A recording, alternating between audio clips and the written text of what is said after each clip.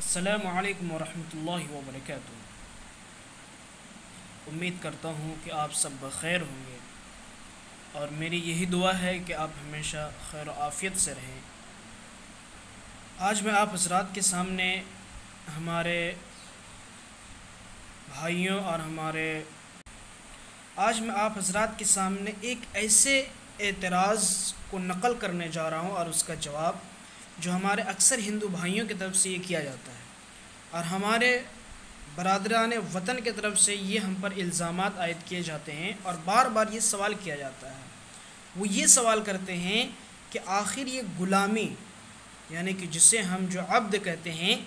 یہ اسلام میں اس کا رواج کیوں تھا اور اسلام نے اس کو پروموٹ کیوں کیا، اور اسلام میں جب بھی دیکھا گیا کتابوں میں ہو یا پھر کئی جنگوں میں ہو تو وہاں پہ غلام اور آقا کا تذکرہ بہت ہی کثرت سے واقع ہے۔ آخر ایسا کیا اسلام نے اس کو اتنی ترجیح اور اس کو پروموٹ کیوں کیا؟ تو اس کے جواب میں آپ حضرات کے سامنے جو ہے دو باتیں رکھنا چاہتا ہوں۔ ایک تو یہ ہے کہ اللہ تبارک و تعالیٰ کے قاعدے اور قانون سے ہی جو ہے یہ دنیا چل رہی ہے، ایک نظام ہے جس سے دنیا چل رہی ہے، اور اگر نظام نہ دنیا جو ہے یہ درہم برہم ہو جائے گی۔ اسی نظام سے یہ دنیا چل رہی ہے اور اللہ تبارک و تعالی نے اسی نظام کو نافذ کیا ہے۔ میرے بھائیوں، جب پہلے جنگ ہوا کرتے تھے، غزوات ہوتے تھے، تو ہوتا یہ تھا کہ اگر کسی دوسرے ملک پر یا دوسری حکومت پر اسلامی حکومتیں جو ہے ان کا محاصرہ کرتی اور ان سے جنگ کرتی، قتال کرتی، تو ہوتا یہ تھا کہ ان میں سے جو قیدی ہوتے تھے، جو جوان تھے، جو لڑنے والے تھے، اگر وہ قتل ہو گئے تو وہ تو جنگ میں مار دیے گئے، لیکن جو بچ جاتے تھے اور جن کو قید کر لیا جاتا تھا، اب یہاں پہ دو صورتیں بچتی تھیں۔ یا تو جو ہے ان قیدیوں کو چھوڑ دیا جائے، رہا کر دیا جائے بغیر کسی وجہ سے، اور پھر وہ واپس جا کر اپنے ملک میں اور اپنی حکومت میں وہ پھر جو ہے سازش کریں اور پھر جو ہے یلغار ہوں اور اسلام پہ ٹوٹ پڑے، مسلمانوں پہ ٹوٹ پڑے۔ ایک وجہ تو یہ، یا پھر دوسری وجہ یہ بچتی تھی کہ ان سب کو قتل کر دیا جائے، جتنے لوگ قید ہوئے ہیں یا جتنے لوگوں نے ہتھیار ڈال دیے سب کو تحق کر دیا جائے، ان سب کو قتل کر دیا جائے۔ تو یہ صورت بچتی تھی اور اس چیز کو اسلام نے ناپسند فرمایا ہے، اور یہی اسلام کی حقانیت ہے اور یہی اسلام کی سچائی ہے کہ اسلام تلوار سے نہیں پھیلا ہے۔ اگر اسلام تلوار سے پھیلتا تو ان سب کو قتل کر دیا جاتا۔ دوسری بات میں یہاں پہ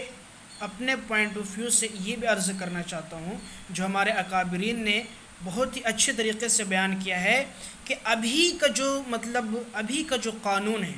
اور جو جمہوریت میں قانون ہے کہ اگر کوئی شخص بلکہ جو ہے مہذب اور تمدن قومیں جو ہیں ابھی یہی طریقہ اپنائے ہوئی ہے کہ اگر کوئی قیدی ہوتا ہے اور اگر جنگ میں کسی کو قید کر لیا جاتا ہے یا کسی جرم کے پاداش میں کسی کو قید کر لیا جاتا ہے تو اسے غلام نہیں بنایا جاتا ہے بلکہ اسے قید خانے میں ڈال دیا جاتا ہے۔